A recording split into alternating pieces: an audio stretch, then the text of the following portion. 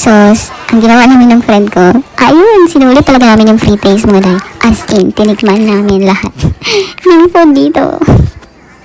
Even noodles mga day, may free taste sila. Diba? Kinukuk mo pa yung noodles eh. Meron talaga sila day, as in. Nakakatuwa lang, like, at binili lang namin yung sobrang gustong-gusto namin na pagkain. So, diba? Kulit.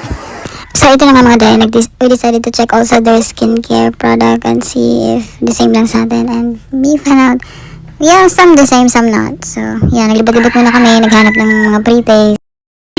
And we found this viral inhaler and we bought something. Actually, isang box lang kasi sobrang mahal ng isa. And then we realized we end up, pumunta kami ng temple. Sobrang mura pala nito, day. Sobrang mura sa temple. Kung suggest ko sa inyo, day, pumunta kayo sa sa temple doon kayo bumilibag sa mall.